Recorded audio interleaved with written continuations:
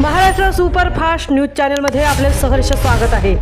का सत्याची धार लेखणीची महाराष्ट्रातील ताज्या आणि वेगवान बातम्या पाहण्यासाठी आपल्या हक्काचे चॅनल शेअर करा, लाईक करा आणि सबस्क्राईब करा। धन्यवाद। रायगडच्या रोह्यात पूरस्थिती गंभीर, कुंडलिका नदीने धोक्याची पातळी ओलांडली, शहरात पाणी शिरल्याने जनजीवन विस्कळीत। रायगड जिल्ह्यातील रोहा तालुक्यात सुरू असलेल्या मुसळधार पावसामुळे पूरस्थिती अत्यंत गंभीर बनली आहे। सतत कोसळणाऱ्या पावसामुळे कुंडलिका नदीने 23 मीटरची धोक्याची पातळी ओलांडत तब्बल 24.40 मीटरची पातळी गाठली असून नदीचे पाणी रोहा शहरासह मुख्य बाजारपेठेत शिरले आहे। त्यामुळे शहरातील जनजीवन पूर्णपणे विस्कळीत झाले असून नागरिकांना मोठ्या अडचणींचा सामना करावा लागत आहे।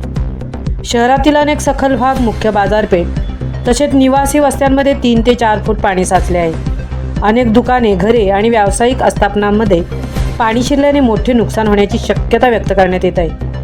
नागरिक सुरक्षित स्थळी स्थलांतर करण्यासाठी धावपळ करत असून प्रशासन परिस्थितीवर सातत्याने लक्ष ठेवून आहे। पुरामुळे रोहा नागोठणे मार्ग तसेच रोहा कोलाड मार्ग वाहतुकीसाठी बंद करण्यात आलेले आहेत। याशिवाय रोहा अष्टमी जुना पूल पूर्णपणे पाण्याखाली गेल्याने या मार्गावरील वाहतूकही बंद करण्यात आली आहे। त्यामुळे अनेक गावांचा संपर्क तात्पुरता खंडित झाला असून पर्यायी मार्गाचा वापर करण्याचे आवाहन करण्यात आले आहे।